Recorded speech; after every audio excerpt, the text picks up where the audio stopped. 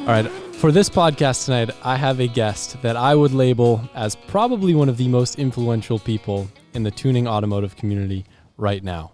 He is someone that used to have a little bit of friendly beef with me. We used to, bicker a little bit online, represented different sides of the automotive space. But I would like to say today that he's become a really good friend of mine, and the more I learn about him, the more I respect him, his hustle, his business, his channel, everything. So without further ado, I would like to welcome you guys, TJ Hunt. That's when you dub in the crowd cheering, right? Okay. Wrong button. Wrong button. I'm still new to this. I'm happy to be here. What number guest am I? Technically, you're number 3, but I have a feeling that you may not pop up as number 3 on the podcast. It'll be number 1. Well, it depends on if this goes well or goes bad. That's fair. That was a very kind introduction. I tried. Do you want to give them a little bit of background of like the climate of tonight and where we are right now? Man, well, first, let's just set the stage. It's Sunday, 11:23. Last night, we were up. How late? We didn't get home till midnight last night. It was 7 a.m. till midnight that we were gone. Yeah, and then we slept. We actually slept late. But then had a full day today. Very fun day. And what we're trying to say is we're exhausted. But this trip that I was here, I was adamant. I was like, Adam, we have to film this podcast. You've been saying to do it for a while, and I wanted to do it. So we're making great efforts to get this done tonight. It's not like I'm not going to see you in 4 days. And then... Well, the complicated part about this is we went to go film the podcast in my podcast area, and it was 81 degrees. Now, little Mr. California over here was like, if I get sweaty and I have to shower again... Well, okay, back up. It's the end of the night. Adam was like, I want to shower before taking the podcast. I was like, oh, you sure? We're just going to get sweaty again. And so, yeah, I wanted to protect my body so I didn't have to shower again. And here we are in the AC. We transported everything to the garage. AC was broken in the podcast area, and it was over 80 degrees in there. So here we are. Little too hot. So, TJ, this is your first time ever hearing my podcast because I have never published one of them. Some say that I never will, but... Yeah, I don't know yet. You've been talking about this for a year, and here we are, episode 3. I'm super excited about it, but have you ever had an idea that you're so excited about and so passionate about that you're like scared to do anything with it because you might not want to screw it up? Yeah, like you might not do it to your fullest potential. Absolutely. So I get it. Yeah. I get it. But with that being said, one of the things that I've preached in every podcast episode thus far is if you have an idea or you want to do something, just do it, because the sooner you do it, the sooner people start to give you feedback and you can make it better. And the sooner you do, I think a lot of people get like, if they have this idea, I know you get it a lot. We get elevator pitches a lot. And people have these crazy idea, this, that, and like, okay, like I'm going to do this, I'm going to do this, I'm going to do this. Or like, then they get stuck on something like in their mind. I'm like, well, have you like started it yet? Have you done anything? And they're like, well, no. I'm still like figuring out like the 10th step, like wait online. I'm like, okay, well the first step is doing the first thing and actually doing it. And then like people get so hung up. Like I don't want to say you're kind of getting hung up, but no, I get it. I think a good example of that would be if I refused to make a podcast until I came up with a name. At least I've done 3 podcasts and like I don't have a name yet for it. Some say I never will. I mean, but I have a good one on the back burner. Yeah, I was going to press them and be like, let's talk about the names, but that would just ruin the mojo because by the time you guys are watching this, he already has his name picked out and you'll know it as one thing. So talk it into reality. I like that. You want me to talk about the possible names? No, we're going to move on to the point of this podcast. Oh, yeah, okay. So next. The premise behind this is to pick people in the automotive community, some of high influence like yourself, other people that may just own a garage down the road, and pull apart the stories so people can realize there is no like one set path of how they got there. Some people may have gone to an automotive school. Some people may have sold books at a book fair and somehow wound up in an automotive job. Yeah. So I know your story to a certain extent, but I would love to kind of dive in and talk through like your first YouTube videos were with paintball guns. Yeah. Well, before that, so like what? Yes, but no. So my first ever channel, exists today, and it was from like middle school. The special effects one. Yeah, I've showed you. I know. Yeah. Okay, so but talk about that a little bit. Okay, so when I was I don't know, middle school, I don't know the age. So I used to play hockey very, very, very competitively in AAA league. So for all the hockey people out there, I played competitive hockey in California, which some don't really realize it. California's a really, really big hockey state. So growing up, I played AAA hockey all the way up till junior A, and then had plans on going to the NCAA and plans on playing college and plans on going pro. A lot of my I played in Junior Olympics growing up, traveled a lot. Like I lived on the road. Hockey was my life. I was never supposed to be here. I was supposed to be on some NHL team playing hockey. That was what my life was supposed to be. That ultimately changed later on the line. We could talk about that later in the podcast. But because of that, I traveled all the time. And one thing that like I liked to do for fun was make movies on my little MacBook on the iMovie. So I would just like watch other YouTubers, and this is at the time when YouTube was like so fresh, it was like a different world. But I would just like make skits and do that with my teammates for fun. So that's kind of how YouTube originally started for me, just doing little stuff like that. And then I made a skateboarding channel for my sponsor me tapes, Those are great. Yeah, the little punk. And then I started my channel, what is today, in like early high school, and it was all paintballing, played in like some semi-pro paintball tournaments, stuff like that. And then that channel still existed, and I actually had a little bit of a following in the paintball world, which was really cool. And then years down the line, I got into cars, but we can get onto that a little bit later. But that's how like YouTube started for me. It was always, you know, I don't know, since like 2005 or something. I've had when did YouTube begin? It was 2006, 2007. Damn, so you're earlier than I was. Yeah. Props. Yeah, no worries. So first car for you, it was a 328i. E90. 2008 BMW 328i. I wasn't like, I grew up with cars. I grew up loving cars, but like my family wasn't into cars. My dad wasn't into cars. I just loved exotics. I lived in San Diego. There's a lot of exotic cars in there. So I always just loved all that stuff growing up. Knew like every fact on a brochure of an exotic, like from Murcielago to F1. I could tell you its weight, how much it costs, 0 to 60, all that kind of like nonsense. It doesn't really matter, but like it was just like what I understood as a kid. And then when I started to get older and a car became a reality, like I was really hyped to get my license. And I was looking at all different cars that were like in a set price range, whatever. I almost got like a Toyota Camry, like a new one just came out, and I was like almost got that. And ultimately, I found out that you could get like a sporty-ish looking car, the BMW, because it was BMW. I just assumed it was fast, just because, you know, just not knowing anything. And then, you know, got my license on my 16th birthday. In the morning, came home. My dad surprised me with the car. And then I really, really just loved it. It had sport mode, had paddle shifters, you know, Steptronic is what they called it back then. Did they have crackle pops back then? No, that wasn't a thing yet. That like hasn't evolved to what it was today. All right, we're not at that point. That point in the story. Yeah, we're not there yet. And then I just became obsessed with the forums. E90forums.com, E90 Post. I had a sticker at E90post.com on my windshield or on my. Was that car new when you got it? No. It was pretty used. Are you younger than me? I think I'm older than you. Because my first car was the E46, and I felt like the E46 was new back when I got it. Yeah, what? I mean, I guess it was. They were still like, I was born in 94. I was born in 90. Wow, you are older than me. I was born in 95. Ha. But I'm December 29th, 1994. So I'm like really a 95. So your first car was 6 years newer than mine. Yeah. I wish I could go back in time and change that. I hate that for me.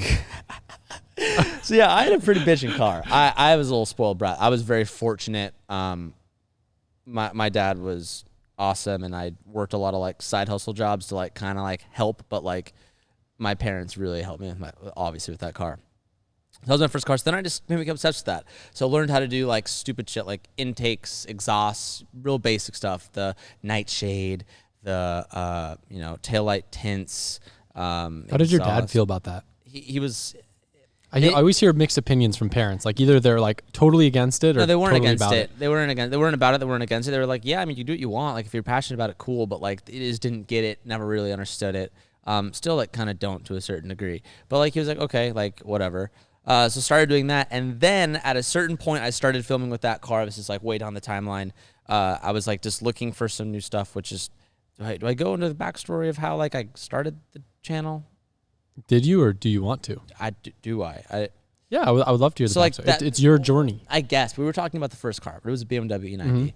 Mm-hmm. That was the first car video you made was with that car, was it not? Yes, I think it wasn't what the exhaust sounded like. I had the M Performance exhaust. Damn, dude. Dude, it was pricey. I wish I was you. It was, yeah.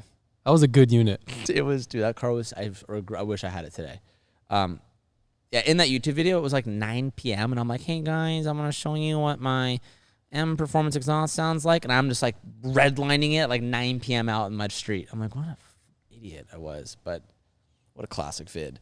Anyways, that whole channel started like a super, super low point in my life. Like so like that's kind of what started the journey. I was like looking for something new, something to distract my mind from like all the depressing stuff I had going on in that time period. And, the rest was kind of history.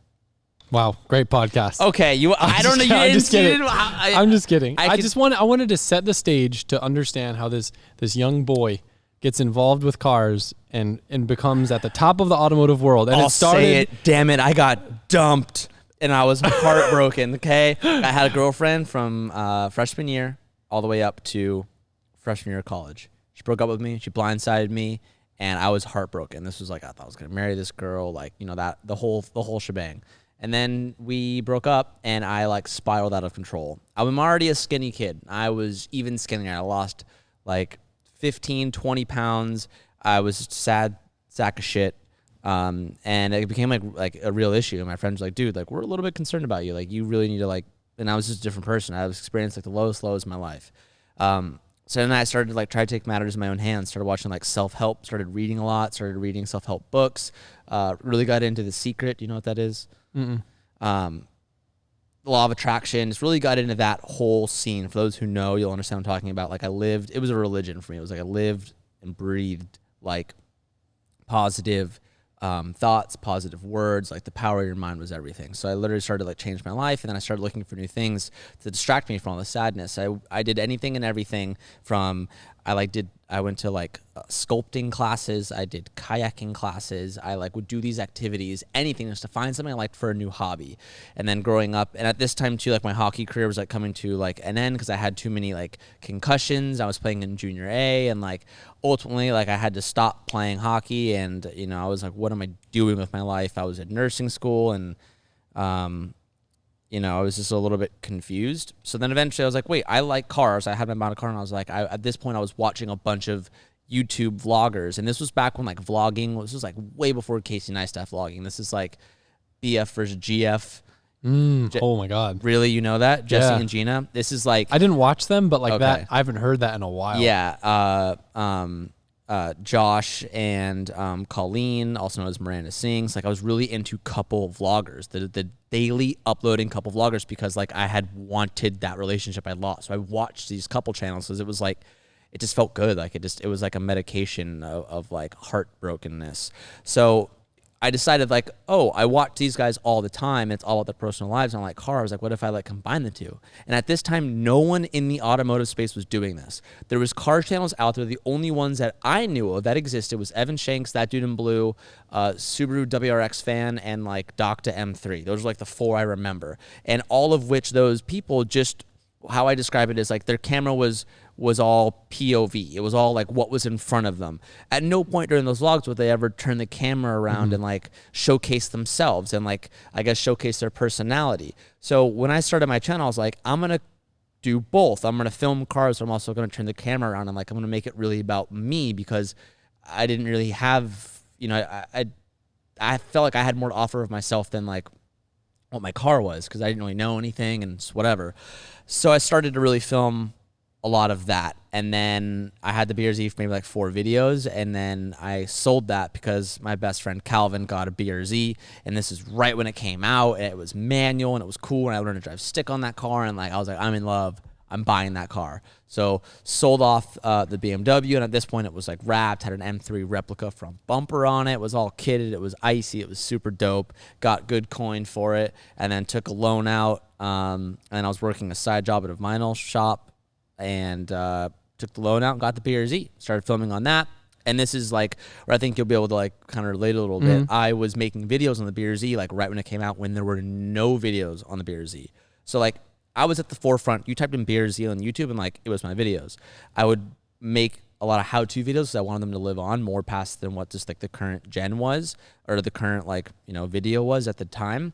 And I would post them on the Facebook groups, on the forum groups, and I would just get absolutely blasted on, like, the most hated kid ever. And I get it, annoying and young, but, like, I was doing simple stuff like exhaust, coilovers, just, like, the real, like, cheap, like, easy stuff, and was filming a lot of my friends. It was almost, like, more of my friends and me screwing around in my personal life, and I really used the camera as, like, my self-therapy. So, like, and at this point, I was really big into like positive thoughts, and that's where the whole keep moving forward mantra comes in. One of my favorite like speeches ever. Really like utilizes like that like mantra, and I would always journal all that whole like time of my life. I was journaling every night. I would end everything like keep moving forward as a message to myself. So like I really included like my journey of growth and my journey of like mindset and positivity, and that's where that like side of me comes from, is that terrible point in my life. And I was like, yo, if anything's better than this, like we're chilling. So my channel really evolved on the BRZ, and it evolved on like my friends group and me. And at the time, you know, you were around the same era. I hadn't, but you were doing more BMX, I think. So I took the same exact methodology that you had. I watched Roman Atwood, but I was more like leveraging the idea of a vlog to get myself out of a pigeonhole that I put myself in with only being able to film BMX tricks and BMX edits. So I saw what Roman Atwood was doing. I was like, man, it would be so nice to not have to film myself doing crazy tricks and just like hang out with my friends and like go do fun stuff that's not riding bikes, or just document my life and be able to like get myself out of this niche category I put myself in, to where when I get hurt, I'm screwed. That's really interesting. So like I took the same idea that you had, which I eventually applied to cars, but I wasn't applying it to cars looking at Roman Atwood or like the OG vloggers. I was just replicating what I did in BMX. Were you watching any, who were the car people you knew at the time? So I want to say that like when I think back to really early YouTube, I think back to like Rob Ferretti and Matt Farah on like the Super Speeders And they channel, would try and do tickets and stuff? which were uploaded DVDs, I think, at the time. Yeah. They weren't even really YouTubers. Yeah. But OG DVDs. Yeah, YouTube, yeah. I remember like my very first 240SX video that I made, I felt like I was ripping off that dude in blue, because I made like a montage with like a slider and like EDM music. And back then, like that was him. That was his style. He owned that. So I mean, I did the same thing. So I started with car channels too. Once I got like enough, like I guess like courage to like start driving other people's cars and people that were like silly enough to let me drive them. Yeah, same exact thing. I would and I had like a weird schedule at the time. Like every Friday was like my car review, and it was like glamours in the beginning, and then all like talking. And yeah, that's interesting you say that. Not to rewind too far back to the whole like breakup thing, but had you dated a lot before that? That was my, I mean, so I was in 9th grade, 2009. So I would have been, I don't know, 14 when we started dating. Before that, I had a girlfriend in middle school. So that was your first real relationship. Fair enough. Yeah. Long-term Yes, relationship. Absolutely. I just wanted to dive back on that topic, because I feel like what you were describing, like I don't want to go down this rabbit hole of my own stuff, but my first relationship like that is someone who I ended up marrying, and like I just wanted to let the people listening know that first time that your heart gets broken is going to feel like the end of the world, but you are going to look back at it and be so thankful that it happened. It was the best thing in my life. Of course, but it like I know, but you're right. In that moment, it is the worst thing. Like you'd rather not be here than it go on. Yeah, 100%. But until you know, like I wish I was never the type of person that could just date like people I didn't care about, right? Like you have friends that are serial daters that just date people who are like, yeah, I don't really care about this girl, whatever. Yeah. I wish I had experienced a bunch of those first to have a better like understanding of what a good relationship is or isn't. Yeah. But I just wanted to touch back on that to let people know, if like you ever go through that, or if you're going through that, it's for the best, and everyone has had something like that happen, and they always come out better on the other side. That's really cool. I haven't never heard you talk about that. Yeah. Or even say that before. Yeah. No, that was like probably one of the darkest times of my life. For sure. But yeah, I mean, now we're hanging out and we're going to Vail, Colorado with our sick girlfriends and Grant. Oh, Grant. The big giant dude. Yeah. Yeah, but Adam, I think it speaks for itself that it was horrible. I mean, you know, and it was easier for me than it was for you, and it feels like it's the end of the world. But I think it's hard for everyone. I don't think anyone has it easier. The first breakup is brutal, but you know, everyone goes through it. 99% of people go through it. So really big learning lesson personally, and really just set me up for success. And so yeah. Did you work, like, would you say you worked yourself to death to kind of like keep your mind? Yeah, no, that's okay. So like, yeah, when we get psychological here, like, Okay, we'll get deep here. We'll do it for your podcast. So growing up, I'm gonna try to like keep this like clear in my head so I don't like tangent off here. But growing up, my mom was always really sick, and she has heart disease. She's had a heart attack, stroke, multiple. And when I was 13, she had a cardiac arrest, and very traumatic experience. Long story short, she was in a coma for about a month or two, and then came out the other side with permanent brain damage. Too much. She had lack of oxygen in the brain for I think it was a minute or something like that. And she has short-term memory now. Like she's very high functioning, but more or less like not the same person. And when that happened, she couldn't work anymore. And like my mom was the breadwinner for our family. And like I always had this like psycho subconscious worry of like, the family struggling because like she like wasn't there to provide, and everything was just on my dad and me. So like growing up, I always had this subconscious fear of like, just worrying financially for our family. And then after the breakup, like I just wanted anything and everything to like find something. I always would be doing something, and I'm still like this today, but I think in a more healthier way. Like I can't ever sit still. Like there's no Sunday like chilling unless I'm watching FD. Like if I'm at home on a Saturday, I'm not sitting watching TV. It drives Sabrina crazy. I'm going around the house. I'm fixing things. I'm like doing anything. And so like I subconsciously like work myself to death because I like always was scared as a kid, and because like I was instilled, like after that breakup, I just always go to distract myself, which is like subconsciously still not good, but like that's just how I'm wired. But yeah, I like work myself to death still to this day. And I think like to be this successful, like you almost kind of have to have that like weird sick side of you mentally to like, you don't ever stop. Yeah, I mean, it's one of those things, right? Like if it was, the typical saying, if it was easy, everyone would do it. Mm-hmm. Like it takes those 16-hour days, weeks straight to be able to get ahead of the next guy. But I was just curious because I know myself, like I'm huge and just like working myself to death to distract myself from things going on, whether it's a short-term thing going on that's like bumming me out or a long-term thing. If I'm being productive and I'm like can focus my mind on something else, I can totally almost forget what else is going on. Yeah, 100%. Probably, again, like you said, probably not the best thing to do, it's not like the best thing, but it's like could be worse. That or drugs. Yeah, that's what I was gonna say. It could be worse. Could be smoking pot. Could be like dealing meth out of an alley. I don't know. Yeah, or that. Like there's other it's a coping mechanism at the end of the day. Mm-hmm. Like getting down to like the very like core of it, I think it's a coping mechanism. But and then here's the same thing. It's at the same time, I love what I do, and I think same speaks for you. I love what I do so much that I wouldn't be doing anything else anyway. Yeah. Like it's what I would like. Nothing's ever a chore. Maybe editing can be a chore. So, but I have an editor now. But like, it's fun though. Like if it's a banger video, like today's video that we filmed, like I'm excited to look through the footage and edit it. But if it's like, like I don't know.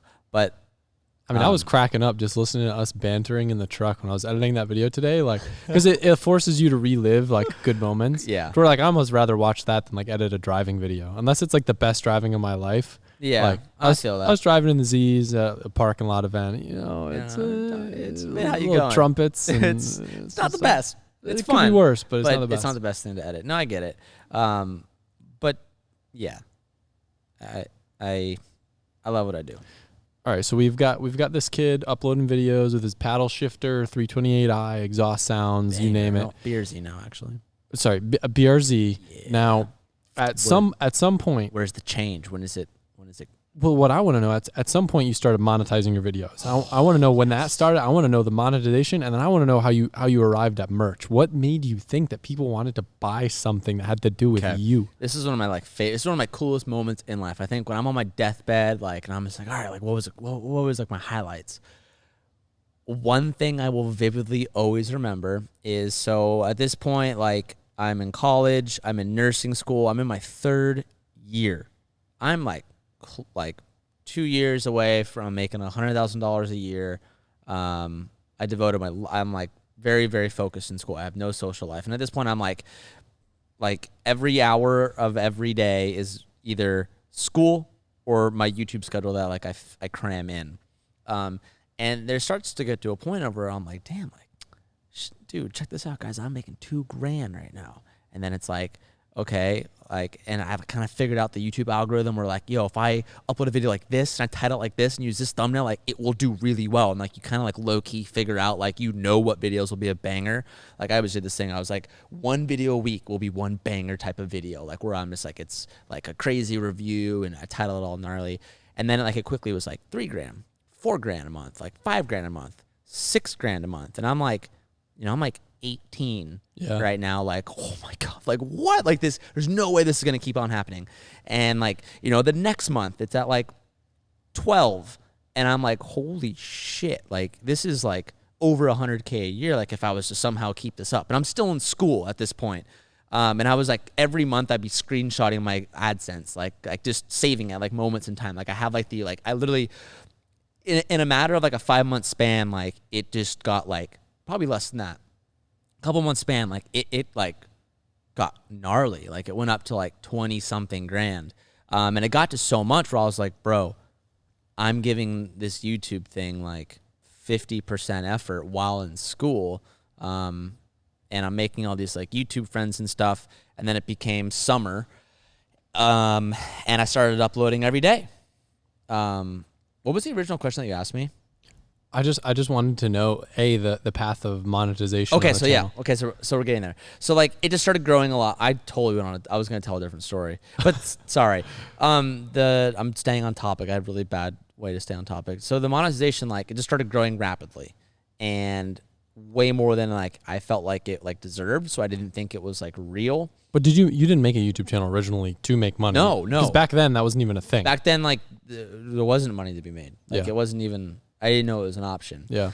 And back then too, you had to be a YouTube partner. So like now there's like some limits, like it's very easy to get to, but like you had to apply, you got rejected a lot. It was You had to have 1,000 subscribers, I think, back then, wasn't it? Back then it was I don't even remember. I think it was 1,000 subscribers. It was like if you became a partner, you were like verified type of shit. Like you were a verified dude. It was cool.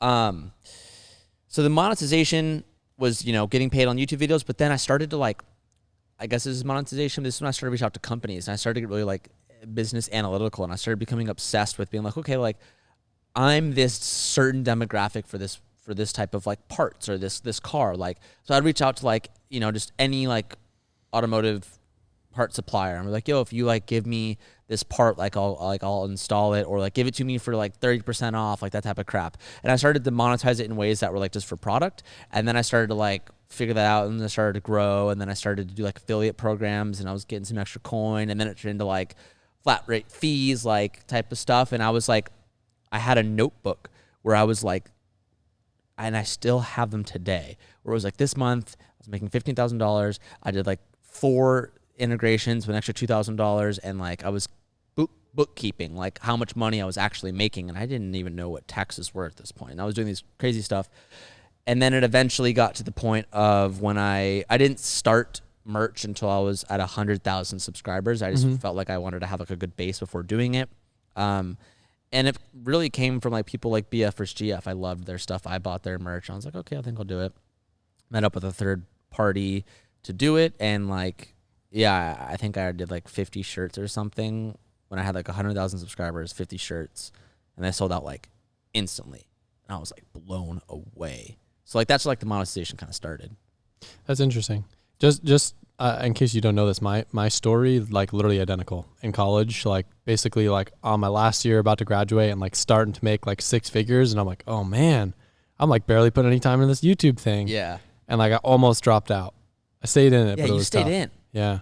But like I would have dropped out, but like the director of the business college like kind of did me a solid and like gave me credit for my business that I was building. What? Yeah. Have you ever talked to that guy since? Yeah, like, hey, he was the person that had me come in and do that talk at my school. Oh, dude, he must feel so proud of you. Yeah. You know, it's sick. That's really cool. But like in all fairness, they kind of like screwed me because like UCF is known for this. They like changed the requirements to graduate. So like I was like, yes, I'm graduating this year. Then they're like, ha, just kidding. Oh, you need like X amount of more credits. Yeah. So anyway, all right. Now you've amassed this following, 100,000 subscribers. That's quite a lot. Like you waited quite a bit. I waited a while. No, I waited a while. You sell out your merch. You've got this company that you're working with. I know we've talked about this before, and we don't need to go down the rabbit hole. No, let's do it. All right, tell me when you first realized something was up with this company doing your merch. I'm not going to say any names. Legally, like I've been through this whole thing. So I partnered with a company that was doing my stuff. Signed some contracts really young, really stupid. I signed a contract. Let me just paint this picture. I'm living in my parents' house. I got just waking up on like a Saturday while like juggling school and YouTube. And he's like, all right, like, here's the contract. This is what I'll do. This is what you'll do. Pretty much like I'll like do whatever. All you have to do is sign the online or PDF. So I'm laying in bed. I remember getting it, looking at it, I'm like, okay. And I just blindly sign it. Don't do that. Don't do that. But that's just how, like, I guess, I don't want to say immature, but immature, uneducated, no experience was the real thing. And went on for, I don't even know, a year and a half, 2 years. I really don't remember the timeline. It was always like working, but nothing was ever like, I kind of had this mindset. I was like, okay, I don't really want to create merch. I want it to be like a brand. I want to have like authenticity. I want it to really be about me. I put a lot of time in like figuring out designs and like sourcing product and just like learning the whole rabbit hole. And, I always found like quality issues that weren't supposed to be certain ways. I was told it was going to be this way and then it ended up not. And then like I'd find something and that something was supposed to go out first. Then it would go out on another thing first that wasn't mine. And I'm like, what the heck? And just started to get emails that were like, hey, like I ordered your stuff and there's advertisements for other things and these things that are yours. And like, what's that about? And then, started to get involved, started to grow, meet other business people. And they started looking at numbers and what we were selling and what I was supposed to be getting. And then things not lining up. And then I'm trying to float over this like pretty. Yeah, I think you're doing a good job. And then being like, oh no, what's happening? Let's bring it up. I get kind of like shushed. You don't know what you're talking about. You're young. And how old are you at this point? 19. Yeah. Maybe 20. Okay. Still in school. Maybe dropped out. And then eventually I was like, okay, talk to a real lawyer. And he's like, this thing, what you signed is like completely illegal, and all these legal things that were supposed to be done for the company were never done, and it was just a big mess. So, did everything the legal route, got legal paperwork to dissolve, is what they say in the business world. And when one person gets really upset, things can go haywire, and wanted it to be as peaceful as possible. Didn't go down that way. A lot of allocations were made. Public defamation was made against me. A lot of personal attacks were made against me. Just some really gross stuff happened. I guess that's where like the stuff went haywire. And then it sucks because you're in the public eye and people love to see a fire burn. So I just stuck to what like the lawyers said, and like, don't say anything negative. Don't say anything but this. Like, tell like what you tell your side. Don't make any negative assumptions that you don't know. Don't be stupid. And like, just for context, this dude was like full on psycho. Like even texting me, who like barely knew TJ at the time, trying to get me to hop on the anti-TJ bandwagon. Yeah, I remember this person reaching out to multiple my friends that were like my boys. Yeah. Like whose fucking side do you think they're on type of shit. And it got really toxic, really bad. Employees of this person like quitting and then coming to me being like, yo, like I need to tell you all this shit that's like really going on, and it just being like, oh my God, like, and then using it, it got really messy. None of it ever saw any public light, because at the time too, like my channel's not about that. My channel's not about drama. My channel's about positivity. My channel's about like helping others and that whole type of stuff. And I just wore all the hate to the chin. I wore it, and I got hate, and and I never really talked about this, but like mentally fucked me up for a long time. Just always getting blasted. hate mail, and like people would send me shit. People would like come to my house, my parents' house, and like scream at the house, and like just really like some messed up shit. So I just saw a lot of what like the negative side of the internet could be, and it taught me a lot. Taught me how to taught me to grow the fuck up. Taught me how to learn how to be a businessman. And I learned, I just crash coursed everything, and just like it was a big wake up call, and it was like, hey, like you're in this space, you're gonna be making real money. People are gonna be mad, you know, when if you're making, you know, man, how do I say this lightly? There's a reason why celebrities and really wealthy people are careful with the people that are in their lives, because people can get taken advantage of very, very easily. When you put an ounce of trust in someone else, a lot of stuff can go wrong when your back is turned. And I just experienced that. And, you know, that said person is kind of Washed up now. you know, is kind of not, Bye-bye. not as, let's just say they're not around anymore. I mean, they're there. I mean, you know, it is what it is. I'm here. That person's there. I think that kind of speaks for itself. Obviously, all those allocations, had they have been true, I wouldn't be in this position that I'm in right now.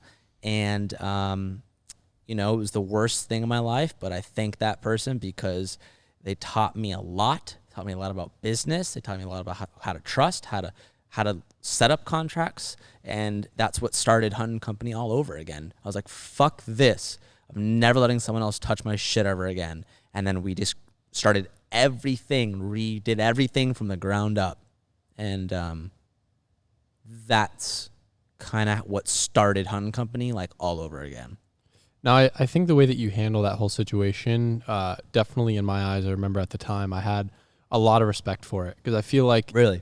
Yeah, well... I didn't really know you really much at the time. No, but generally speaking, YouTubers, influencers, they have this feeling of invincibility, this feeling of power, to where when someone burns them, they use their power to burn the other person to death. Yeah, and it's, for sure. It's very hard to resist doing that and understand what you're doing. And there are very many influencers that I don't want to say I don't fuck with, but there's people that I think use their power a little bit too much sometimes. For sure. To where it, A, winds up making them look bad. B, them burning said people can end up having a negative implication on more people than they realize. And C, you're setting a really bad example for everyone else, that when someone wrongs you, you just take to the internet and whine about it. And like, think about how many people do that nowadays, because there's people setting that example and making it seem like that's the thing to do. Yeah, and that was the hardest thing, is because everyone was like, oh, he's silent,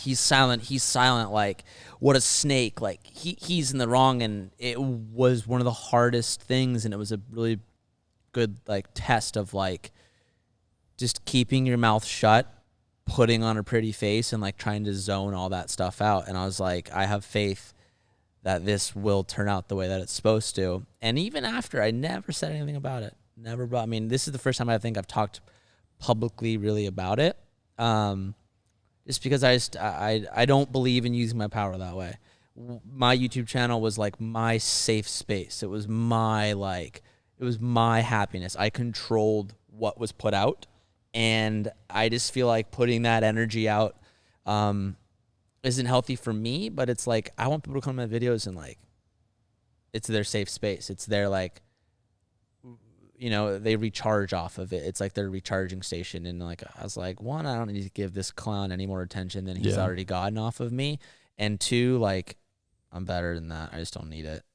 Man, it definitely, like, I've had moments in my life, though, where it's been so tempting. Just understanding that you could basically, in the snap of a finger, create this lynch mob that will fuck this guy up. Yeah, because, like, you have so many people at your back that it is a very huge test of responsibility and power to not do that. And like I said, to me, watching your tact of how you handle that situation spoke volumes about not only you as a person, but I feel like that, like, things like that is why you're still here and why you're still relevant and why you're not just some influencer and you're someone that is now an icon, someone that has a long-term sustainability in the automotive industry because of choosing to handle situations like that. Yeah, and I think that's a really, like, solid point, that I think separates a lot of creators in this. I mean, you and I have been here longer than anyone, and some creators will go. Some creators that are here right now, have potential, have hype, but if they don't set themselves up and play their,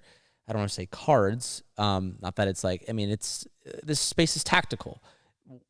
I think how you handle yourself publicly will make or break you, and it will also, how do I say, like you said, to still be relevant this long is tactical in a sense of like not being stupid. I don't know how to explain it. I don't know if you could kind of help I think all that we're trying to get at, right, is, you're going to have a situation at some point in your life, you guys listening to this podcast right now, and your gut instinct might be to bring it to the internet and try to create some drama around it. But just understand 9 times out of 10, you're going to do more damage to yourself than you're going to do to the other person.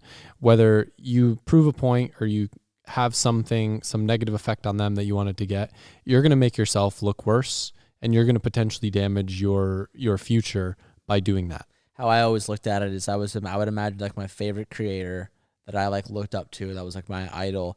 And I look at and I think about them, and then I'm all like, those are all like really influential people who like gave me positivity and like I really respected. And I would imagine them doing, if I imagine them lashing out at someone and then just like making this big thing, it would put a sour taste in my mouth. And I'm like, you're better than that. Like, you're classier than that.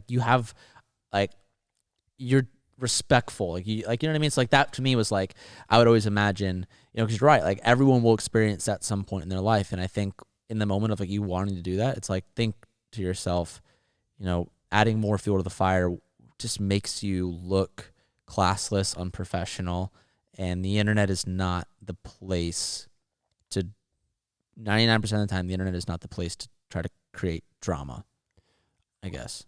I've always struggled with, and I'm sure this is something you've dealt with too, with, say it's a sponsored part or something that you get for your car. Mm-hmm. Maybe it's a prototype, maybe it's not. That part fails badly. It has a very negative effect, whether it's a build timeline, whether it's you not being able to make it to an event or something like that. Having to not be transparent about something failing because of the implications it may have, because you have such an influence and so much power over a company, is something that like I always struggled with, because part of me is pissed off, right? In the end of the day, I'm a customer and I want people to know that this part's going to fail. But then the other side of me is like, yo, if I make one video and like maybe this is a one fluke part that just failed on my car, there might be families that aren't getting fed because this company just tanked because I just got the luck of the draw with one weird part that happened to fail. Yeah, and I think that responsibility, like, I don't know, at what point do you think you understood that responsibility that you had on your shoulders of that type of impact? It's tough. I'm trying to think, because there's a moment when this happened, and I forget what it was or what company it was, but this was bigger. This was almost a similar situation to what you went through. Mm-hmm. I can't think of it for the life of me right now, but I remember like I wanted to burn this person or this company so bad, but I was like, if I do this, there's going to be people that work for this company that are going to be out of a job, that are going to be, yeah, and it's tough. Yeah.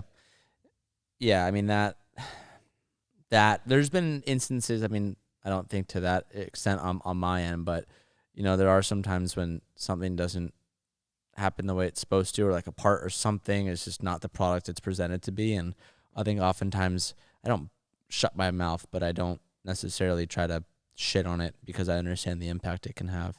But it's tough to take the higher route and just like respectfully be like, like it wasn't for me, or like I just had this, so I'm doing something else, or I don't know. And then on the flip side, there's also that responsibility you feel of not misinforming your audience. And if there is a part that you put on your car that fails, like you kind of want to tell them so people don't put it on their car and have the same. It's just tough.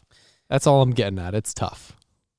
Yeah. And to like tie that back in with like the situation I went through, I don't necessarily know like what taught me to like kind of be like that.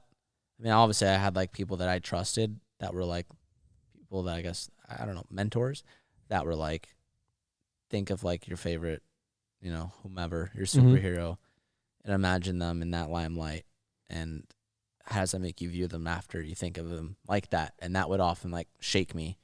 But picking your words carefully and trying to not misguide your audience, but at the same time not, destroy or really put a negative connotation on a said company can sometimes get really tricky. Yeah. I haven't had that many like negative experiences though.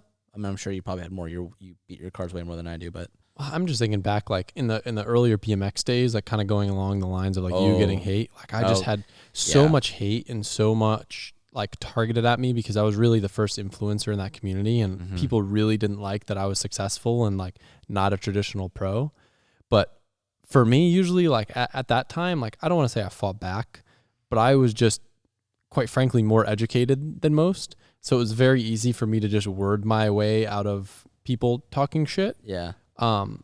But moving forward, kind of like as I grew, like I definitely embraced, you know, I went through one of the hardest things in my life, again, without saying it. You know what I'm talking about? Yeah. I just kept my mouth shut. You know how badly I wanted, badly I would have loved to just burn. Yeah. I keep saying the word burn, but it's tough, but not even talking about that situation, but like I really believe in karma.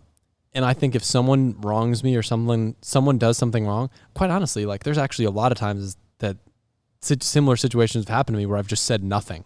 And we were talking about this in the truck on the ride before. And like when I started listing all the people that have burned me that I've like never said anything about online, like it kind of gets ridiculous.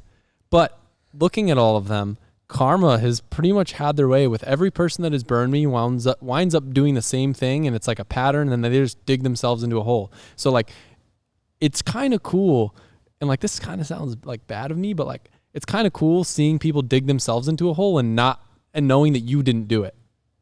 Yeah, you just trusted that their instinct and what caused them to do that is strong enough that they will crash and burn themselves. Yeah. And I think and that's kind of how I think we're on the same vibe. I think you and I both are like, well, you know, I could do this, I could have this power, and I could really like. And then you don't feel the guilt because they did it to themselves. Yeah. I mean, the karma thing is very, same on my end. I'm not here to shit on or fucking spit on, but no, and I don't want to make it sound like I want bad for those people, but absolutely like not. When but someone wrongs you, you're like, sirs, you're right, bitch. Now diving back to that topic, you got taken advantage of, and I obviously like you didn't know what was going on because you were busy and had other stuff going on, and which is my own fault. In retrospect, say you still made that same deal. Do you wish that prior to that you had done a little bit of merch on your own to be able to understand a little bit more of what was going on? So that's an interesting question. The reason I ask this is because I firmly, one of the things I always tell people is do it yourself first to learn everything so you can't get screwed over. So the reason why I never really considered it an option is because when the time it was live, I was in nursing school. I was doing about 50 hours a week of studying and essays in labs and doing YouTube. And there just wasn't time in the day, period. It was either it doesn't happen at all or I do this route, which at the time seemed like a great option. So I either wouldn't have done it at all or I would have done that. But I knew I always wanted to get into that at some point. Even in like high school, we like did, clothing brand. And you know what? Actually, I lie. Before Hunt Company, I don't even think you know about this. Man, this is really early on. Oh, sorry, I'm like bringing back the memories. I had an apparel brand before Hunt Company that was automotive based from my YouTube career, and it was a collab with another creator. Can you guess who it is? Was it Shanks? Yeah. What was it called? E&T Apparel, baby. I love that. Yeah, Evan and I. Okay, so yeah, sorry, I'm like literally reliving a memory right now. Wow, that would be worth some money, huh? Dude, if they're still out there today, I've had people that have come to like meet and greets last year on tour, and they like brought out their back and like, look, an original E&T. What it was like, you know those websites? They still printful.com. Yep. Where you just upload a picture, and so we did that. And they were just, I don't know why we did it together, but we did it together. And we probably made like $1,000 maybe. Like it was nothing. But we did that, and it was through Printful, and it wasn't what I really wanted. And so like it just dissolved. And I was like, yeah, there's no way I could really do this on my own and actually make it to the scale I want. And then when that partnership became available, that's how that came into. So I guess the answer is I never would have done it on my own. I just didn't have the time. And I think that's almost like another like thing to touch on in the sense that takes a very mature mind to realize that you will never have time to do something and give up control to let someone else do it. Which is still in my world the hardest thing to do. Always. But you're right. Like as an entrepreneur, like develops, or as a businessman starts, or a business owner creates something. I mean, you know it way more than I do. But sacrificing, you said it really well, and I've heard it said like this multiple times before. You can do A+ work, but the person you hire can do C+ or B- work, and you have to be okay with that. It's usually like if someone can do the job 70% as good as you, you're probably better off having them do it, and then you focus on other stuff. And eventually they'll get better than you at what you're doing. Yeah, like it's not like that forever, obviously. But yeah, you know way about that more than I do. But yeah, I only have like 5 or 6 full-time employees. You have like...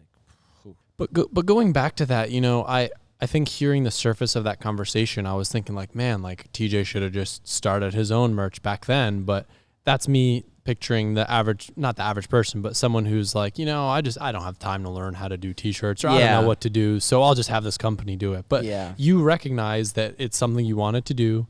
You didn't have time to do it, so you had someone do it that promised you they would do a good job. And like, that's what I did with Drift HQ.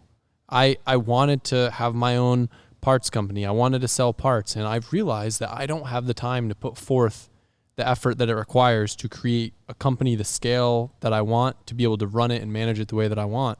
So I found someone that was doing it maybe a little bit on a smaller scale, but like had the foundation set to grow.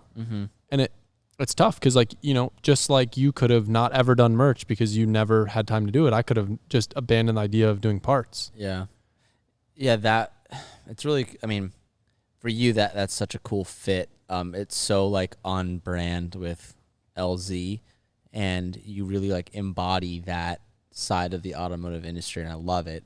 And I think that's why it works, is you were able to find something that like is within your DNA. And that's what I think is so cool about you and Drift HQ. I'll be honest, I think what won me over with Drift HQ was not even the part sales side. Like I knew very little about Drift HQ and like the web store. I don't even know that I had ever been on the site. I remember that Duarte used to show up, and they used to have the green cars. It looked cool with the branding, and it was all right. But when he started showing up to the track and like selling parts to help the drivers, and his presence like changing the game of keeping people on the track, and just seeing how much he was giving back to the community, I feel like spoke volumes about him and like his care for the community more than anything. And that really opened my eyes and like made me more interested than anything else that was going with Drift HQ. Yeah, that's really cool. I didn't know that's how like that whole like blossomed. Yeah, because otherwise I would have just that wouldn't have been a thought that popped into my head. Yeah.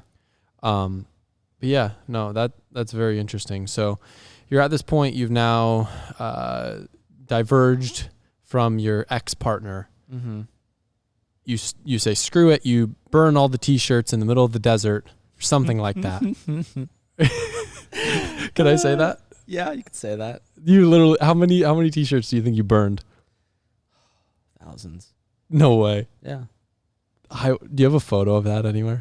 I would love to see that. No, I have the videos. That's so badass. Yeah. When you told me that the other day, I was like, this is the guy. TJ's the guy. Dude, fuck that. Goodbye. See ya. Sayonara. I kept one of everything, though, in my closet. Yeah. The original OG. But the rest of it, see ya. So from there, you pick up the ashes and so from there, yeah, I mean, damage control 101. Imagine like getting a piece of glass. Imagine your R34 windshield you just got, and imagine like climbing up the stairs over there and then dropping the windshield on the ground and it shattering into a million pieces. That's like what I was left with. So I was like, okay, well. Wait, but that was like a BRZ windshield? No, it was an R34. You had an R34 windshield before I was me? making a reference to the I know, it was a dad joke. It's late. Sorry. Go on. Yeah, I don't have any R34s. I don't have like one or two of them. Nope, wrong one. Hold on. There we go. That's the one I was looking for. By the time this podcast comes out, it may be irrelevant. Yeah. Whatever. They got to listen to me press all the soundboard buttons Yeah. in a matter of 3 seconds. So, okay. Yeah, at this point, it was like, all right, like, let's start going on YouTube. Let's figure out how to set up a Shopify. Let's figure out trademarking. Let's figure out a proper, like, is it an LLC? Is it an S Corp? Let's figure out, everything. Crash Course 101, which I think is the biggest thing that everyone out there needs to understand. YouTube University is a real thing. Adam's looking at me with like a confused face. What that means is for everyone else that's making the same face right now, anything you could ever want to learn is just a YouTube search away. And I just learned everything off of YouTube. Me and Calvin figured everything out. And first it started, it was like part of Calvin's job description because at this point he dropped out of college too. He was, full time with me and, had a shop and all this stuff. And yeah, we just made our own store. At the time, we didn't have the original URL of the website because it was like still in lawsuit. So that's where the Hun Company came from. And then, after years and later, we got the URL back and then it's merged, whatever. But we started figuring everything out. And then I'm really grazing through this. I got a new girlfriend. Shout out to Sabrina, my baby. She, years into our relationship, she started to help with me on the side with like managing just my life because it was just so messy and scheduling and emails. And so she got involved with that. And then she, started to get involved with Hun Company like 6 months down when me and Calvin were just like, dude, we're selling too much stuff. Like, this is getting difficult. So Sabrina got involved and she knew absolutely nothing other than like what she had seen Calvin and I learn, and like she would help print orders and pack when we did drops and stuff. So she kind of relearned everything on Hunt & Company's side, went through YouTube University on her own and took different courses that I didn't take, got her master's, and I'm making jokes if you didn't get that. Adam has a blank face. I'm listening intently. Okay. I have a resting blank face. You do. And she kind of took over all of that, and then Sabrina quit school and quit her thing, and she became full-time Ms. Hunco, which no one really knows. I know. I as we started hanging out more recently, like I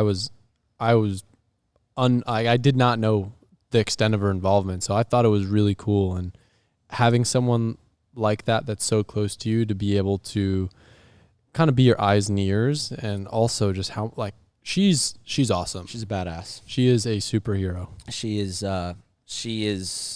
an understated badass, and she doesn't get the credit she deserves. But she started out as like my manager and just helping management, and just when YouTube ads became a thing, like ads and videos, like she helped that and helped facilitate, and then started wearing the hat. Now we have a full-time what we call our brand manager. She's like the backbone of Hunt & Company. Shout out Alicia.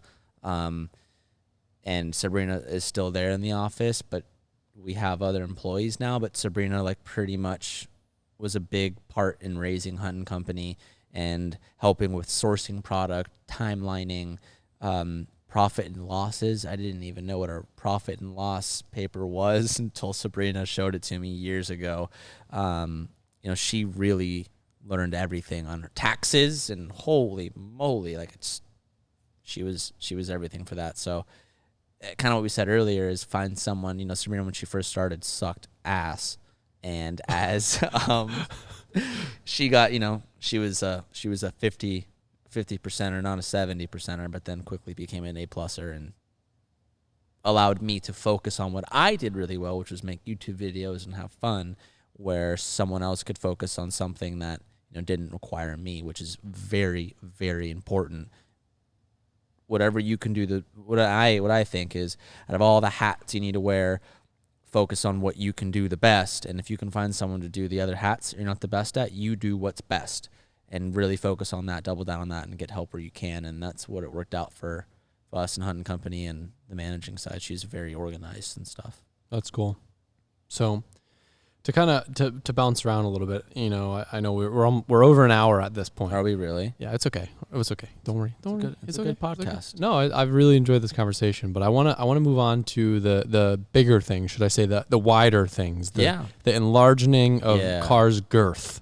Okay. Big girth. So, TJ, back in the day, you're the wide body, the bags guy, the wrapping cars. Wide body and bags king, baby. How does someone go from being the guy that's known for pushing rep parts to having one of the highest acclaimed wide body companies? Okay. That transition is sick. You talk to me. Had a bigger plan than you think. I don't think I've ever told you this. Really? I've never thought to think. Yeah, you did. So, for those who don't know, I like wide bodies. A wide body and bag. I have the alleged title, wide body and bag king. I hold that statement very close to my heart. It's true. I'm the wide body and bag king. Yeah. So my first wide body kid ever. I was obsessed with Rocket Bunny. I was a little weenie JDM fanboy, like every teenager is. Still am today.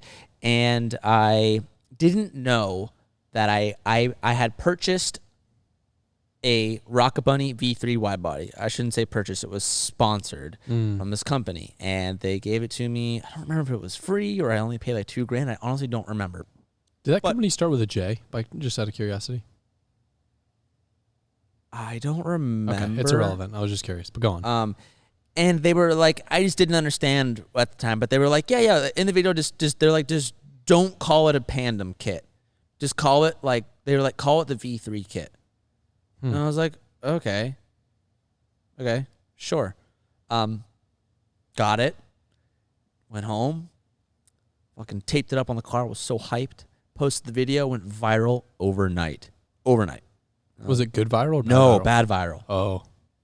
For those who don't know, in the Pandem world, Pandem kits only come in black. I didn't know this. The kit was white. So the thumbnail of a white kit on that. And this is back when like Pandem, Rocket Bunny, and the BRZ world was like, that was like it. Like this was, variation 3 of the Pandem kit. The BRZ is what really made Pandem grow in America. That is like what put them on the map. They were like the kings of that space. So I had a white one. I didn't know it, and I never talked about it in the video, and I just got shit on. And this is what we said earlier. How could some, famous YouTuber that has such influence misguide his audience to supporting replica companies? But I never knew, and that's what people didn't realize. And so it became this big thing in the BRZ world. Every BRZ dude hated me on the forums because I was pushing this rep kit, and I didn't know it was rep. And, years later down the line, I got a real one, and I grew and I matured and I learned why that was bad, and I understood it, and I just matured a little bit. And that's the thing with YouTube is there's no, at least for me, there's no bullshitting your way. There's a lot of mistakes I've made that I didn't know mistakes at the time. I'm gonna do a flashback point. One of them was I was on tour with a company called Alpha Elite back in 2018. I remember that. And one of the stops was Orlando. So I come through. It's one of the first times I'm meeting you. And we all went street drifting behind some warehouse thing. This is one of the first I forgot that you were there. That I ever drifted a car. I think I had a drift car at home. Maybe I don't remember what the exact timeline was, but I drifted someone's. It was Ginge's BRZ, and there was a clip that I was driving, and I don't remember if it was GoPros or whatever. But when I was driving, and at this point, my vlogs were very Casey Neistat. It's all about telling the story. It was all about the experience, and I was showing driving clips, and then of me driving, I used an outside clip of another driver. Oh my god, I forgot about that. Blew up, and I'm like, why the? I'm like, I'm not a fucking driver. I'm just telling the story. I'm showing the ambiance. In my head, I was like, there's no issues with this.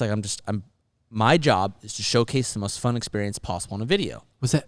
I think it was a clip of Taylor driving. Oh, Taylor was involved in that. Was pissed about it. Taylor didn't like me. He was mad about that for years. And I'm like, why the fuck doesn't matter? I still to this day, I'm like, who fucking cares? I was 19. I'm not a drifter. Even today, I'm like, dude, who fucking cares? It's like I'm comparing dick size on who's a better driver. It's anyways. I don't know why I started talking. Oh, it was about how you handle yourself in learning experiences. Mm-hmm. So after that, I was like, okay, like whenever you're driving, never portray yourself as another driver. Or like if you're gonna use another clip, like be fucking clear, it's not you. So people are very like territorial about like this YouTuber is so much better than this guy. Anyways, so then the Pandem thing. It's YouTube is for me. It's a clear window. Like there's no bullshitting. It's very what you see is what you get, and I make mistakes, and that's I think one of the biggest things that's been one of my biggest successes is I will never act like I fucking know everything. Even there's a million people that know way more about wrenching than I do. I only know what I know, and I never try to own the fact that I know more than I do. And I respect a lot about you, and I screw up a lot. Mm-hmm. And not only on cars and on building and installing things, but also like that. It seems so insignificant, but that had a big play. Like that had to put a lot of people from that were LZ fans, Taylor Ray fans, put a really bad taste, and people just hated me for it. And in the Pandem world, that happened, and I just didn't know, and I learned from it and evolved from it, I owned it, and was like, okay, I'm not gonna do that again. I understand. And the wide body things became, I just loved wide bodies, yada yada. And then it was like you and everyone started calling me like the wide body bag king. And at first I took it as like a negative connotation. This is like years after that. Can I pause you for 1 second? Yeah. Because I know we're going deep down the wide body rabbit hole, but Yeah. there's two things that I wanted to mention real quick. One, this is not targeted at you whatsoever, but one of my biggest pet peeves about YouTubers are people that like misinform their audience. But like there's people that do it purposefully and manipulatively. I almost want to ask for references of like, can you not say a name? If I had you paint the picture, it'll be too obvious. There's just certain creators that don't know what the fuck they're talking about, and they're talking about a car trying to educate their audience or make themselves sound better. Yeah. And they're just spewing shit that's wrong. I just whispered to TJ, one of them. I can't read lips. All right, whatever. I'll type it on my phone and show it to you. Okay. That is like one of my biggest pet peeves, and like I wish that everyone would just own that they didn't know stuff sometimes. He's laughing because I just showed him who it was. And that's just one example of many. Like that's not nearly as bad as others. But one of the things that drove me the most nuts. But going back in time, the wide body thing, like I get the whole rep thing. I didn't really remember hating you that much for that. I remember Taylor being so mad at you about using the clip of him in his footage because he prided himself so much. Shout out to Taylor. Me and Taylor are good today. Yeah. What's up, Taylor? And I always knew that he was really upset about that. I think I apologized at SEMA one year. For him, it was just like he took so much pride in his own driving that like that was just he took it as like a personal attack. As a driver now, I get it. If someone was to do that and use me driving, and they had like, let's say we had the same car, looked identical, I'd be like, this bitch. Yeah, this clown. Like, I get it. Yeah, I get it. At the time, but for me, like my mind, it wasn't about that. I was all about telling the story. Whatever made the story look cooler, like that was the picture. That was my vibe. My goal was I'm telling the coolest story possible. Now, when you started drifting in your Z, I don't want to go down this path until I confirm that because I remember having a little bit of distaste in my mouth towards you at that time. Would it be true to say that maybe the way that you filmed, you may have embellished your drifting ability to a little extent, in the sense that of what clips? Just not necessarily what clips, but like you didn't showcase as much of your mistakes or failures as you possibly could have at the time when you were learning. I mean, every crash that I've ever had has been on camera. I just feel like I remember when you were learning there was like this gap of like, I feel like I didn't see you spin out a lot or make a lot of mistakes. It was like, no. So I guess it's all like in the eye of the beholder. I think it was very, very clear watching me, even if I didn't spin out, I was bad. It wasn't hard to see that. So I definitely showed mistakes, but I definitely highlighted. I would rather, in my head at the time, I'd rather show myself linking very sloppily, rather than put in a bunch of like spin outs and stuff. I don't think I'm thinking about you now that I think about it a little bit more, because I remember driving with you then too. But the only point I was going to touch on, I would talk about it often. I just feel like for me, at least in drifting in the beginning, one of the things that I feel like made me really relatable is that I showed myself spinning out and like making a lot of mistakes and just owned it. And because of that, I set the bar way lower for myself in future videos to where people were like stoked when I did something well, where I see a lot of people that, maybe they're posting their first drifting footage or something. I know who I'm thinking about now. It wasn't you. And they like won't post drifting footage because they're not good enough in their own eyes. Yeah, I mean, I was never like that. But That's for sure. No, but I get it. But because of that, they like pigeonhole themselves and to where they can't. They have to be this like super consistent good driver when really they're not. And you go and drive with them, and you're like, what the fuck? You're not this driver I've been watching. Exactly, and it makes them less relatable because people don't see them making mistakes. Yeah, absolutely. So own your fucking mistakes. Yeah, no, I think it's a really big learning curve and a learning tactic. Like, anyways. But yeah, the whole drifting thing, I like to touch on that because I don't think I've ever talked about that with you on video before or in general. But man, I forgot all this stuff happened. Yeah, I forgot you even came to Florida for that. That's like one of the biggest reasons why the LZ Army didn't like me because like, oh, he uses fake clips of him drifting. It's like, oh my god. I feel like I didn't even address it. No, you did. Did I talk shit on you about it? I think you would make like comments here or there. Really? Huh. Because I don't remember ever like. I remember Taylor. I remember Taylor really being salty about it, like heavy. Man, I want to like power up an old phone and just like see the texts about these conversations. We've texted about it, you and I. I know, I'm sure, but like my phone only goes back like a few years. Yeah. But like, man, that would be a portal into the past. Yeah, I remember being like, why is he so mad at me? And you're like, oh, Taylor. I'm like, oh no. Okay. And then I remember I saw him at like a SEMA or something. I'm like, hey, dude, like, pretty sure this happened. Or I texted it to him. I addressed it with him at one point. I'm nearly confident I did. Anyways, own your shit, whatever. Widebody thing. Yes. Sorry for that. So, like, I started to really get like this. You guys mainly, the East Coast boys, and I mean like the Connecticut boys and you, will always be like, oh, widebody, bad, king, so like lame, blah, blah, blah type of connotation. And I took it like negatively. And I was like, oh, like, and even still, people were like, DJ doesn't drive his cars. And people compare me to you a lot. You like are an animal. You drive your cars like a machine. Like that's your DNA. And you set the bar a lot, and I get compared to you a lot. So like people were like, oh, DJ just rides and shows and just sits in his parking lot. The cars just sit there, that whole type of thing. I took it negatively for a while. And then I was like, you know what? That's what I fucking like. I like this shit. Like to me, it's not about, you know, making 800 horsepower and banging limiter, like rolling burnouts. And, you know, it wasn't really like that. I liked it, but it wasn't really my, I don't know. People appreciate different things with cars, and not everyone has the same intentions. And true. Like, I used to struggle with understanding that. Like Jimmy, before Jimmy really even was making YouTube videos, he built his LS 300ZX. Beautiful build. Mm-hmm. I was like mind blown at why he never drove it.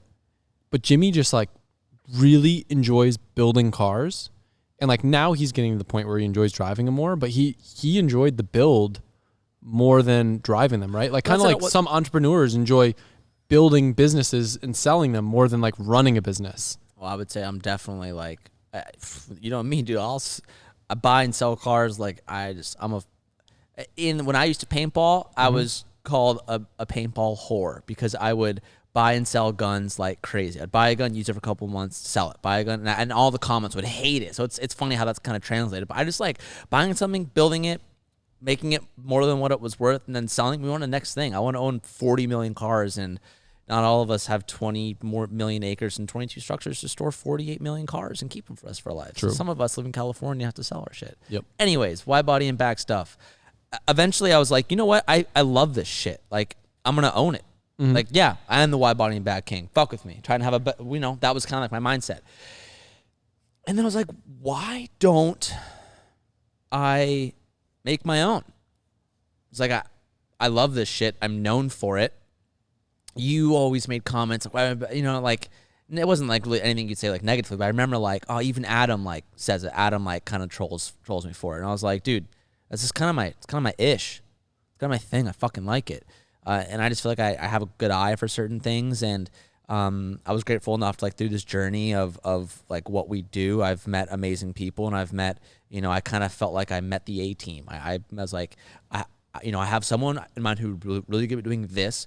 I'd have someone in mind who'd really good at doing this and doing this, doing this. And it's like, if I could get everyone on the same page, and, you know, I could make a team, and we could develop and make something like really fucking amazing. And that's where Street Hunter became to be. And it all started, I got invited to see the Toyota Supra a year before it was released to the public.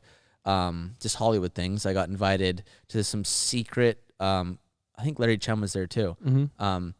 there was 10 people in the automotive world that they thought were influential, and everyone had their own demographic that each person represented. That was obviously the younger demographic. And they had the Toyota Supra. It was in a building like this, all white floors, all white everything. You would never expect what was inside. And there was this Mark IV Supra, and there was like 5 other cars exactly in its class.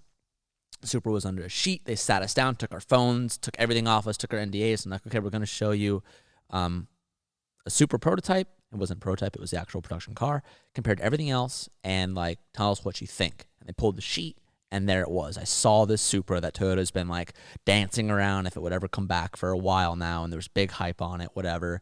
And it was cool. So when I left that, and I was like, bitch, I just saw a car that no one else knows about, no one's seen about. And I was like, as I'm looking at it, I'm like engraving this car into my head. Immediately I went home and I drew everything on a piece of paper exactly to how I remembered it. And I was like, here's the fucking car. So that's kind of was like, I was like, dude, I have a head start on designing a kit or something for this car. And that's how it started. Then I found the team and I was like, yo, let's do this. I saw this car. I know it's coming. This is what it looks like. Let's start drafting something up. And then, we drafted something up really, really rough. And then, leaks came out, and then we started building off of that. And that's how Street Hunter started. That's really cool. I like going from accidentally buying a rep kit to having 2 of the best examples in their class, both with your Supra and with your Corvette at SEMA, with the best builds in the fucking world. That's been one of the craziest accomplishments ever. Is I'm a really big fan of Rocket Bunny. I'm a really big fan of Veilside. I'm a really big fan of a lot of OG JDM kits. And my dream, and I say this in my videos, is like, I'm coming after Liberty Walk. I'm coming after Pandem. I'm coming after Rallybacker. I'm coming after the big dogs that are influencers to me. And I'm like, I know we're going to, like, 10 years from now, like, I just know how big it's going to be. The projects we have coming, and, we unveiled this Mark IV Super at SEMA, sheet pull, great press. Our Instagram exploded. I think Mark V? Mark V, yeah. Okay. We did, in the first year, we outsold Pandem on their super kits. So in the first year, company brand new, I think we sold like 35 full kits in the first year of being born. The first year of SEMA, there was like 9 or 10 Rocket Bunny Supers there, and it was just 1 prototype Street Hunter. Just like crazy accomplishments, crazy good feedback, good stock body parts. We had good margins. We had all this great stuff, and then rolled into the C8, unveiled that 2 years later because of COVID. Great response. Kit killed it. And then since then, we've released some Mark 7 stuff, and now we have, I never said this anywhere else. I don't know when this is coming out, so I'll just go ahead and say it. We have the 2022 Beer Z full kit about to unveil, and then we have the new kit coming out for the Z on a certain someone's car for Formula D. That's pretty cool. That is a world time multi-champion that's going to be running the car. I think it's interesting, right? Because and Forza picked up the C8, and it's the cover car for the game. Yeah, that's and insane. Now we have licensing on Forza, and Pandem doesn't. Mic drop. With a company like this, right, there is a first mover advantage, having the first product to hit the market. But in double-edged sword. Correct, because in that situation, you said you had 1 prototype kit at SEMA, they had many, but when you looked at the fitment of the 2 kits, I'm not going to throw them under the bus, but I will. But that is why your kit was successful, because everything fit great, flowed great, and when you rush things, you might shoot yourself in the foot. It's like you got to find the happy medium, right? Absolutely. If you can be the first mover and have better quality than everyone else, sick. But sometimes being first mover could hurt you. I mean, a great example is for the Beer Z. We're not. Pandem released theirs 2 months ago.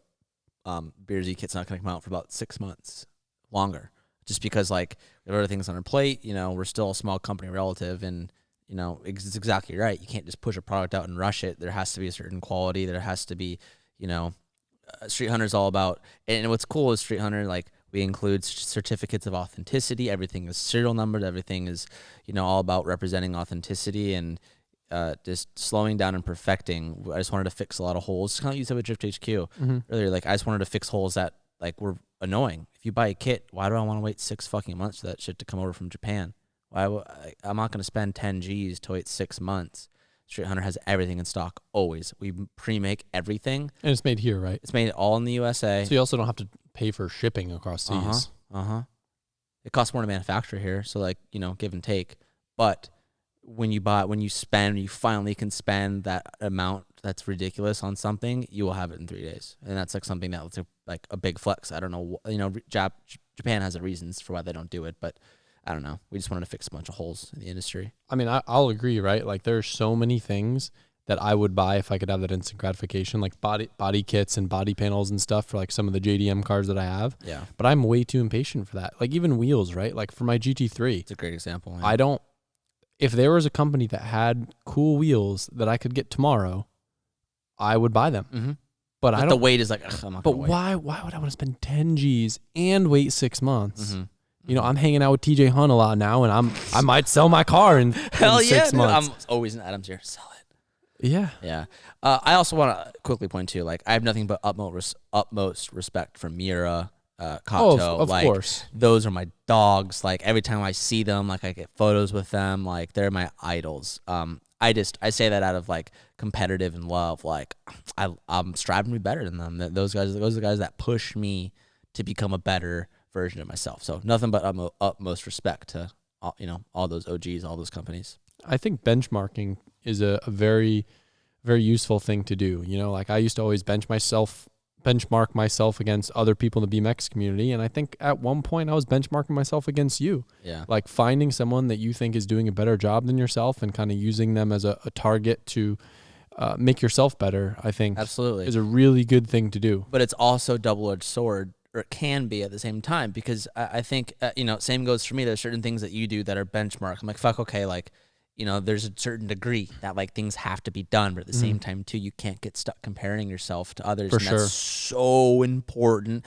And I think, I know personally, I struggle with it today on many fronts. I think everyone does to a certain extent. And in the world of, social media and entrepreneurship, I mean, comparing yourself to other people is a very toxic, and sometimes you don't even realize you're doing it. And it's really important to just try your best to compare yourself to only yourself and focus on that growth personally. It's cool to look at others and see what they're doing, but like you can't be stuck in their shadow mentally. You have to be you. No, that's a really good point. I appreciate you bringing that up, because I think that's something that I did way too much in the beginning. And yes, dude, I just always compared myself to everyone. Just like, I feel like you've done a really good job at like just being LZ, like very. So like, I never tried to be someone else, but I always was like envious. Like there was a lot of envy in me towards other people, and like I can see how that can be toxic. And now, right? Like I go out to California and I see your house, and like I'm jealous of like your empire that you've built in California, and it's cool, but I don't like. I feel like my younger, less mature eyes would look at that with envy, and now I look at it way more with respect, and like, yo, he's doing his thing, and that's fucking rad, and I'm doing my thing, and like I do some things better than him, he does some things better than me, and like we're our own people. He's killing it out here, I'm killing it down here, and I feel like that on a lot of fronts. It's there are two major plays in the last, I don't know, 2 years, year, I don't know the exact timelines, but when Cletus bought the Freedom Factory, I think every creator was like, fuck. Yeah. Fuck. How the fuck do I compete with that? Like, it's like one of those moments. Not in like an envious way, but I mean, definitely envy. Like, that's fucking sick. But it's cool. But like, there's a certain level of like maturity that you'll learn at some point. And then you buying the compound. Fuck. You're telling me this motherfucker can wake up out of bed and do standing burnouts for his intro, and like I can't have a straight pipe exhaust where I live. There's definitely like those like things. And that exists. You'll always have that.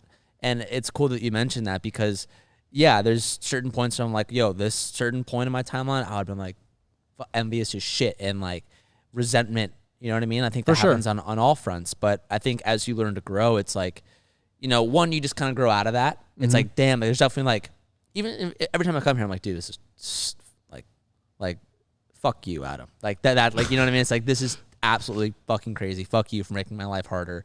Now I have to compete with this. Like there's that level. There's also like, dude, this is fucking sick. And it pushes. If anything, it's like, hell yeah. He's out here like coming up with something. That's what's really cool in this. What we do is we're doing things that no one else in the world has done. So Cletus doing that, you doing this, like you're raising this bar of like using one thing, the compound, but you're using it to fuel like 20 different things. And it's like, okay, look at what Adam's doing, realize that. And it's like, how can I take influence from that to like better myself? And I think that's like, as a mindset, as like a business owner and an entrepreneur, it's like, you can't let the sourness, you know what I mean, like overtake. You have to look at it, and I don't know. No, that's just one thing that like when Cletus said that, when you do this, it was like, oh my God, okay, take a step back, idolize that, take influence from it, learn from it, and then try to apply it to like better yourself rather than like envy it. No, I think that's a great point. I mean, even just hanging out with you for like 1 weekend in San Diego got a different side of my brain churning that hasn't been churning in a long time about like, think about how many ideas we had and like how many things I text you since that of like, dude, look at my new company idea. Dude, look at this idea. Dude, look at this idea. We're like that. I feel like that side of my brain had just been shut off. Cause like you, at a certain time, like you get comfortable, you know, it's easy to get comfortable and like to not be challenged. And I feel like to not even realize that you're really comfortable and you're just like, yeah, you that like creativity just like kind of fizzles out because you've already created this like empire that like, okay, it needs this much energy to keep it running, that like you kind of turn off certain parts of your brain. Yeah. Hopefully in like a couple of years, 5 years, 10 years, we go back to this podcast after we created, hopefully it was one of the ideas that we have talked about. We're like, oh yeah, fuck yeah. Yeah. Remember us talking about that then? I don't know. Side note. Just want to put that in there. I just want to put that in the books just in case it ever happens. Talk it in and manifest it into real life. That, but also just be like, boom, told you.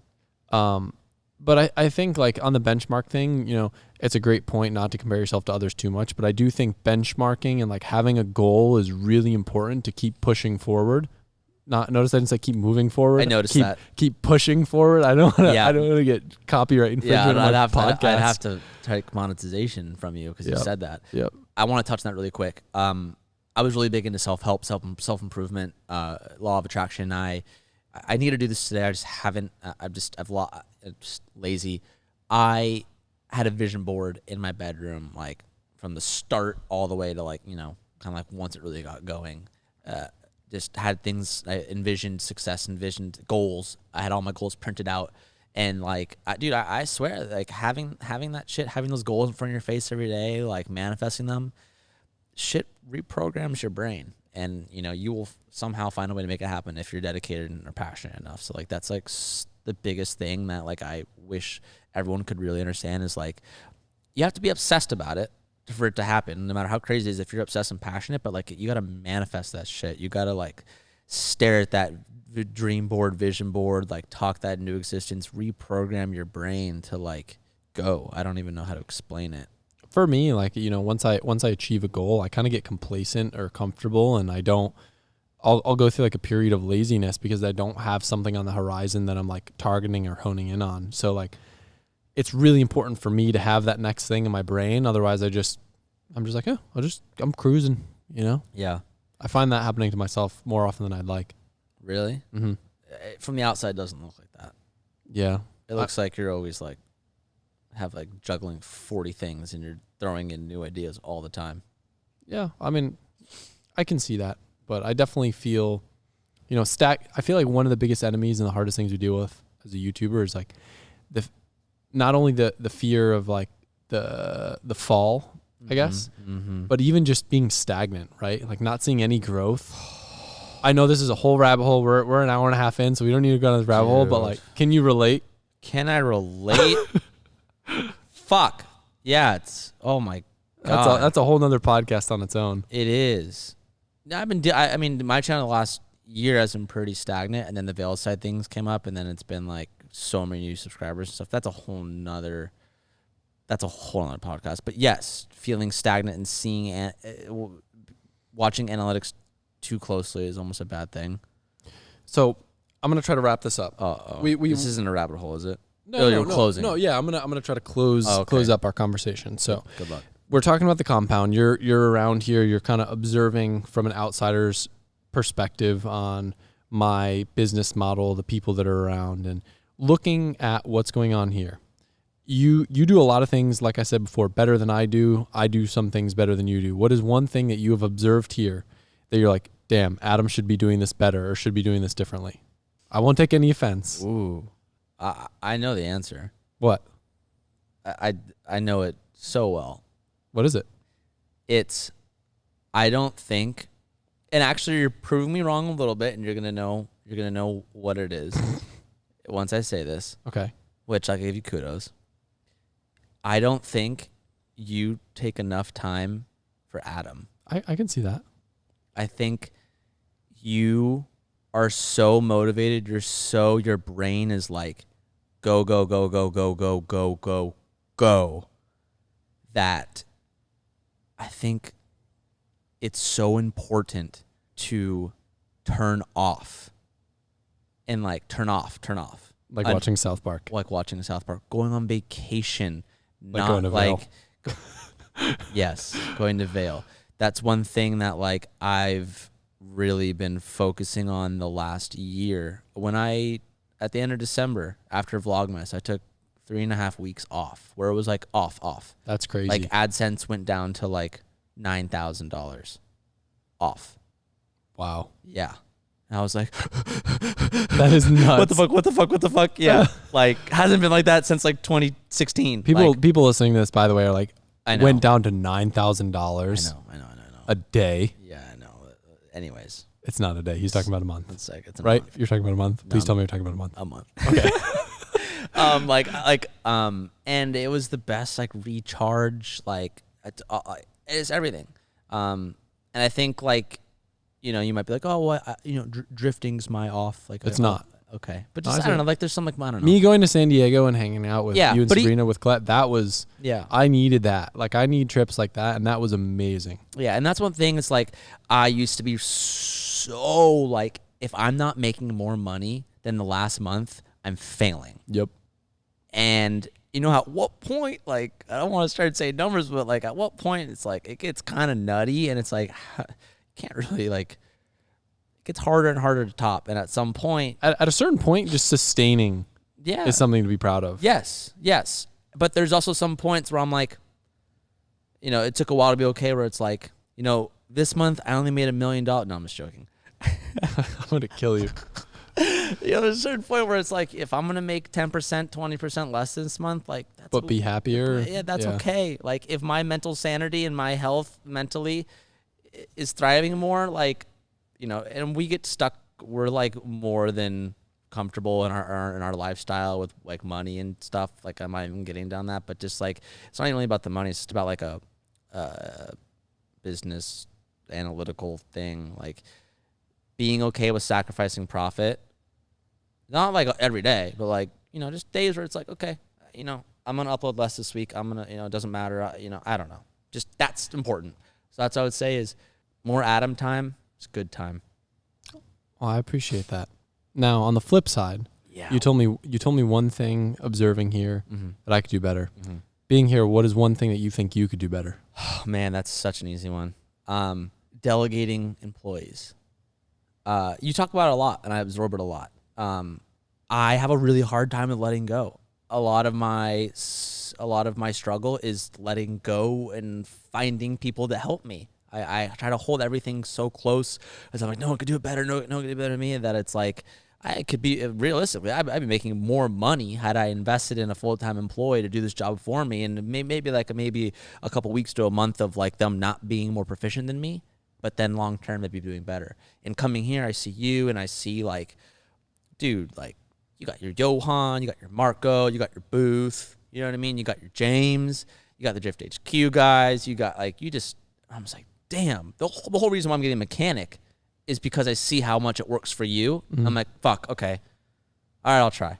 So I'm like, it comes to me and like coming here, like I see how you're able to operate, and it pushes me and drives me and like influences me in a positive manner to be like, okay, like I could do better here.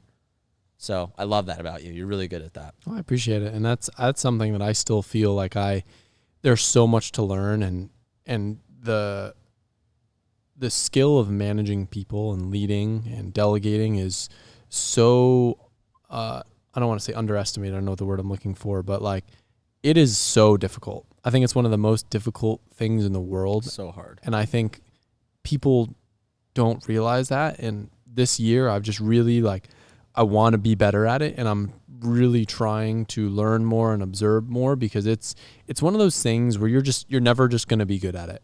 It's constantly learning. It's constantly evolving, and every person is different and unique. But to bring it back home, like you said, being able to take a step back and to put these people in place, I was always the person that took so much pride in doing everything myself. Yeah. And like, I edit every video every day, and I go to school, and I do the merch too. And inside I'm burning alive because I have no life. I'm not sleeping. I'm not doing all this stuff, but I'm like, I'm doing it. Really want to like highlight inside. I'm like dying inside. That could rhyme. It's supposed to rhyme. But like the point was, you sacrifice everything. And I know you did it too. And I did it too. I sacrificed social life. I sacrificed time with my family, my friends. I sacrificed everything to build the foundation that what is today. I would do it again. For sure. But like, there's a certain point of where like you have to get help. And to scale, you need help. And I think that part of me that took pride in having everything under myself now has pivoted to now I look to people that have built a great team. Like one of the things that just really ingrained in my brain, the dealership that I got my purple GT3 from, I just looked at that dealer and I was like, damn, the dude that runs this place built a sick team. And now I look at people like that and I'm like, man, the talent it takes to assemble like a crew of these super people that are talented and everyone have the same vision, and that is very challenging. Yeah. Where in the past I might have looked at a dealer where it's like one dude running around doing everything, like, damn, that dude's sick. Yeah. Where now it's like, it's a different mindset, but it's cool when you can take pride. And even in cars, man, like it's the same mantra, right? Like you could be the guy that turns every single wrench and does every bolt on a car, and you can be proud of that. Or you could be proud of a team that you've assembled and helped nurture and grow to create these visions that you have. And like, that's what you did with Street Hunter. Yeah. Street Hunter wouldn't be what it is today if you did everything with it. No, not at all. And that's one thing I really try to push a lot when I talk about it in like interviews and like just things. I'm like, Street Hunter gets painted as me, but like, it's not me. Like, sure, I might own it, but like, it is the team that makes that go around. And same what you got here. Like, you have a team that is like pretty dialed. It's really cool just to see how it operates. And I think as a business owner, like, you maybe at first when you're like a startup, you don't really know how to appreciate that until like you try to do it and you're like, damn, that's hard. And then you see a well-oiled machine, you're like, I can respect that and I appreciate that and I understand that. And it's like a whole different like perspective for sure. So I definitely appreciate the stories you've shared and everything that we've talked about on this podcast. And I feel like there's a lot that can be extracted out of your story and the things we've discussed, things to do, things not to do. As we close, could you give 3 little nuggets of advice? Someone comes up to you at a car meet. I love this. And they say, TJ, I want to do X, Y, and Z. What are the 3 things that you tell them? Okay. Well, the first thing that I say is, the biggest thing that I hear people say is, I don't have enough time. I love that one. I don't have enough time to do that though. Like, I really want to do this, but I don't have enough time. The first question I pitch them is, I'm like, okay, what's your favorite sports team? They go, the Florida Buccaneers. I think that's a football team. And I'm like, oh, okay, sweet. I'm like, so did you see the last game? Well, yeah, last Sunday. I'm like, okay, so you spent 4 hours in front of a TV watching a football game. I'm like, you fucking idiot. There's 4 hours that you just wasted. There's your time. I used to say the same thing about video games. Yeah, your time is wasted in these other things that are like luxurious entertainment for you. And that's most of everyone's thing. It's like, boom, one. The next one is the power of your mind. My favorite quote ever, I don't know who it's from. It's, he who says he can, he who says he can't are usually both right. If you tell yourself you can't do it, you're not going to be able to do it, period. If you can get yourself to believe you're going to do it, you're gonna fucking do it. Same with Street Hunter. Like we're on a great start, but like we're not even there yet. But like that company is gonna be so successful. It's gonna be wildly successful in the next 5 years. I know it. I believe it. I believe it just as much as I believe that oxygen is in the air. It's just a fact to me. So I feel like Adam's looking around. So like I think that's like another thing. It's like if you have to be your biggest cheerleader. Third, whatever it is that you want to do in your life, if it's not the number one most passionate thing in your life, you're gonna fail. You will only be successful. You can only guarantee success if that one thing is the thing you are most passionate about in the whole entire world. Period. If you don't love it to death, you'll probably fail at it and you won't be successful. But if you really love it and you're passionate about it, you will 100% be successful at some point in time. Well said. Thank you. Well, I appreciate you taking the time to sit down and chat with me, and I hope you've enjoyed your time on this podcast. It's 1 a.m. It's well worth it. Yeah, it's 1 a.m. I had some tea, so I'm wide awake. You're drinking water, so you probably got to pee.